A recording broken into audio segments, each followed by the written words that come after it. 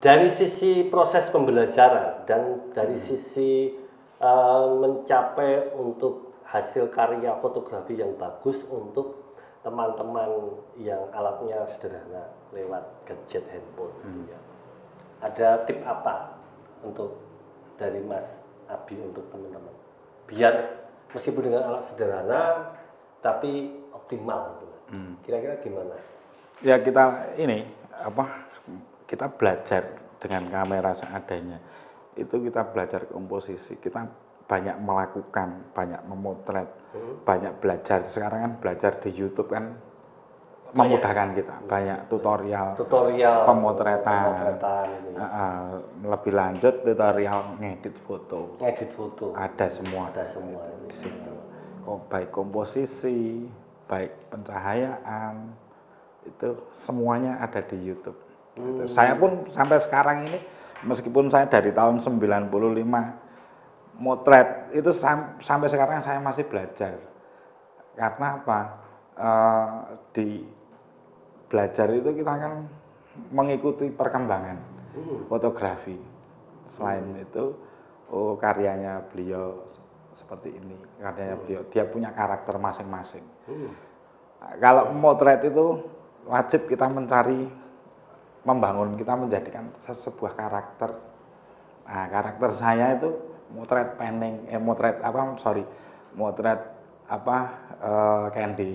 candid ya? Ya, yang paling disukai kalau di pariwisata saya mesti candidnya. Ya. Jadi punya karakter. Punya karakter. Foto karakter. Ya.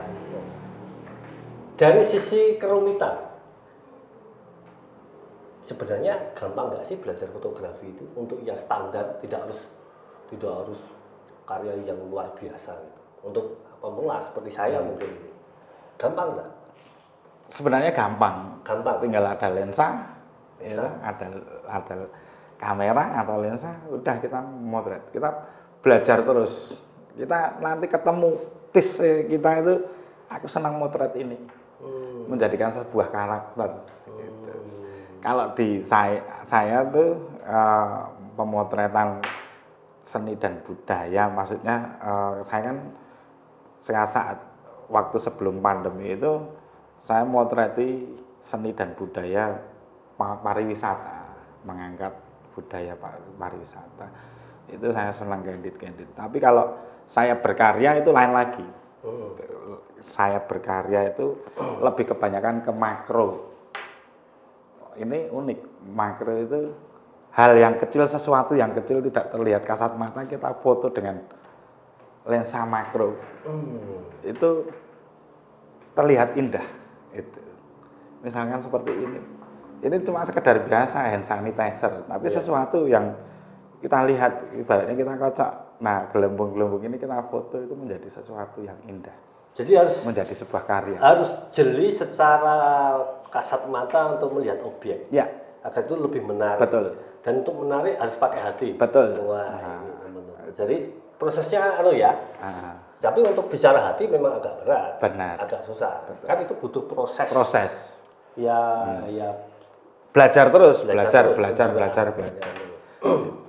Oke, Mas Abi, dari sisi bisnis kayak apa sebenarnya sekarang ini? Kalau dulu kan hasil karya fotografi itu ya luar biasa, dari penghargaan, dari nilai profesionalitasnya ya. Nah, dulu karena kebetulan dulu juga pelakunya tidak banyak. Betul. Tidak banyak. Nah, sekarang ini kan sudah menjamur, sudah luar biasa. Bahkan orang yang tidak belajar tentang fotografi pun tiba-tiba fotonya viral dan dibeli oleh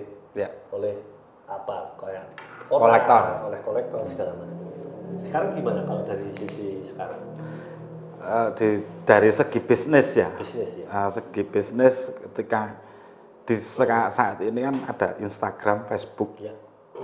Jadi pengen penikmat foto itu fotonya yang cari yang bagus-bagus, meskipun dia sudah punya kamera handphone Lalu terutama Jogja itu pariwisatanya sangat pesat.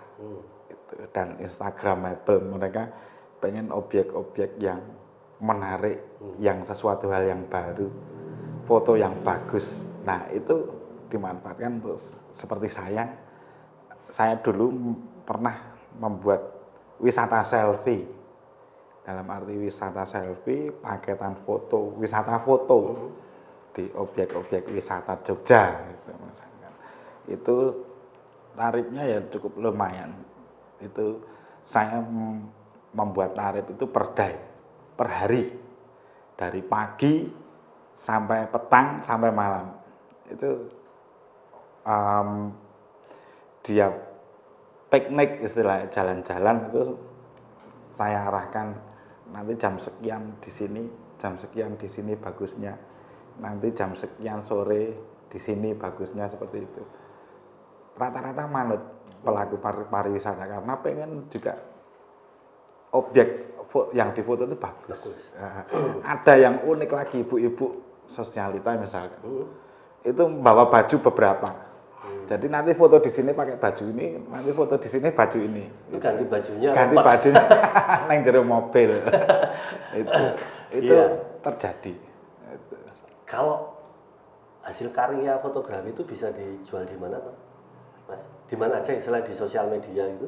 Sekarang banyak ada namanya Shutterstock, stok foto. Ya. Itu kita punya, ibaratnya kita login di situ, terus kita member, ketika kita motret sesuatu mau dijual di situ bisa langsung upload. Di-upload nanti negara mana yang ini yang butuh gambar itu. Jadi begitu. Itu kita dapat berapa dolar. Itu banyak teman-teman yang dilakukan seperti itu. Jadi dengan perkembangan teknologi sekarang ini, perkembangan sosial media ternyata juga peluang bisnisnya tidak menyempit. Tidak menyempit. Semakin melebar. Kalau dulu kan paling hanya di media cetak, betul, benar. di media online. Ya. Tapi sekarang variannya untuk peluang bisnisnya lebih besar. Lebih besar. Meskipun juga pesaingnya banyak. Kreatornya lebih besar. Ya semakin kita banyak melakukan, semakin kita kita upload. Maksudnya mereka ada yang, jadi kita tidak harus motret di mana-mana, kita di lingkungan sini aja motret apa, misalkan motret laptop itu kita upload di situ. Ada yang seneng untuk cover, ibaratnya cover majalah, untuk iklan atau apa, tinggal mereka ambil. Gitu. Profesi fotografi di era pandemi ini pengaruh nggak? Sangat pengaruh sekali. Kok bisa? Nganggur. Loh, nganggurnya gimana? Kan medianya kan tidak harus manusia. Ya. Gimana? Ya kalau dalam hal komersial pariwisata kita mati suri dalam artian kita nggak ada pelaku pariwisata yang datang.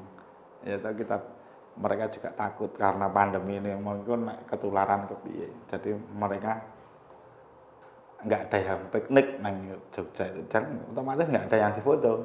Gitu. Makanya saya tetap melakukan fotografi.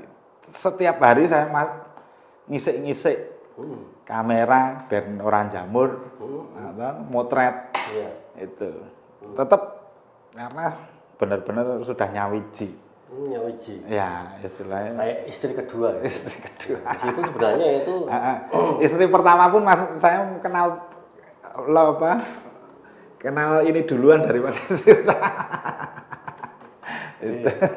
Sekarang Mas Abi kasih tahu dong teman-teman ini bagi yang pemula itu ya, yang baru belajar itu, cara agar kamera kita awet itu gimana, Mas? Cara penyimpanannya, cara perawatannya gitu.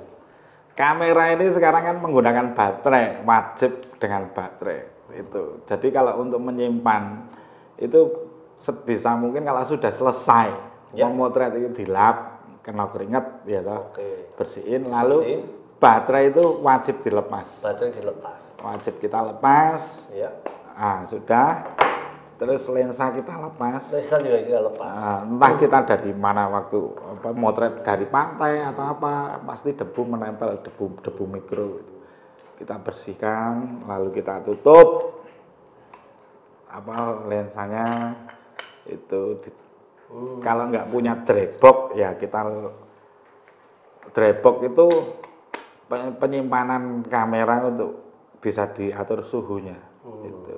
Kalau nggak punya ya di tempat yang tidak lembab, itu terjadi kejagal kelembapannya, tidak kena panas, tidak kena dingin, itu awet. Jadi baterai sudah dilepas gini sudah awet, karena digital gini ini kita kan nyala terus, dia bekerja terus. IC, ada arus listrik gitu ya. IC-nya kena nanti. Gitu. Oke. Itu bisa bertahan lebih lama. Sangat lama. Dan untuk jamur gimana ngatasi jamur?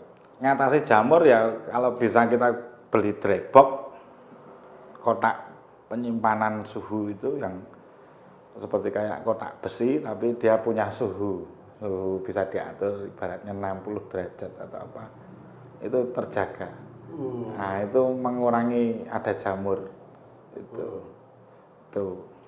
Terus sekarang wah ini bilang masa berlaku ya, apa ya, masa kondisi alat bagus itu berapa tahun? Bisa digunakan itu berapa tahun? Bahwa alat itu, kamera itu masih layak untuk kita pakai dari beli sampai dipakai itu berapa tahun? Kalau kamera ini tergantung jepretan, tidak tahun. Tidak tahun? Tidak tahun. Tidak tahun? Bukan tahun, tapi masa penjepretan. Masa penjepretan? Ya kalau ini semakin banyak digunakan semakin sudah semakin menurun dari kualitasnya. Nah, terus itu gimana? Berarti kan cepat itu harus pergantiannya. Ya, makanya kita punya saving untuk peralatan. Berapa tahun dengan intensitas tinggi seperti Mas Abi untuk kalau ganti kamera pro saya bisa 2 tahun 3 tahun ganti. Dan itu kan tidak murah itu. Tidak murah. Ya kita mengeluarkan budget sekitar 20 sampai 30 itu untuk body. 2 tahun. Ya. Itu. Waduh. Itu. Berarti kan ya karyanya juga harus banyak dan menjual tuh. Ya. Karena kalau enggak kan berarti hobi dan tekor. Hobi tekor. hobi tekor. Hobi dan rugi. Ya. Kan? Kalau rugi itu ditelateni ya apik. Iya. Itu bahasa Jawa dederkewe itu. Tapi kita bisa miskin karena punya kamera. Hobi kan mahal. Hobi mahal. Ya. Tapi mahal itu dalam arti ya kalau punya duit, kalau enggak ya bunuh diri kan. Betul. Oke. Jadi prinsipnya kalau beli alatnya semakin mahal, tentunya kita harus punya daya jual, profesionalitas dan hasil karya juga yang lebih besar. Benar. Lebih banyak. Benar. Mudah ya? Sangat mudah. Belajar fotografi ya? Sangat mudah. Oke. Saya juga welcome kalau mau ada yang mau belajar. Kita belajar bareng. Ngangsu kaweruh. Yang suka weruh. Nah, siap ya? Siap, sangat siap. Gratis? Gratis. Oh. Nanti kita belajar masalah pencahayaan, masalah komposisi seperti apa, kita bisa. Gitu. Nanti welcome lah buat teman-teman itu. Sinau bareng. Saya juga masih belajar. Gitu. Ada tambahan, Mas Abi, kepada teman-teman? Ya kalau mau belajar fotografi lakukan. Tidak perlu beli kamera mahal, seadanya dulu. Itu dengan handphone pun juga bisa. Itu. Pokoknya yang penting niat. Nawa itu. Aku pengen sinau fotografi. Nek enggak punya tentor ya datang ke rumah atau ngobrol masalah fotografi, kita sangat welcome. Nanti bisa hubungi admin Siddharth Kamulyan Channel. Iya. Mau kontaknya Mas. Ya. Terus yang lain Mas, apa lagi? Ya kita dalam masalah pandemi ini kita jangan mempersoalkan seperti itu. Apa yang bisa kita lakukan kita lakukan. Tetap kita kerjakan. Hobinya fotografi berarti kita hajar terus. Nggak boleh mengeluh. Ya kesempatan sebenarnya dari kesempitan ada kesempatan. Nah kan betul. Ya, kalau kita sering sempit kesempatannya jadilah. Nah, yang sempit itu menjadikan yang enak.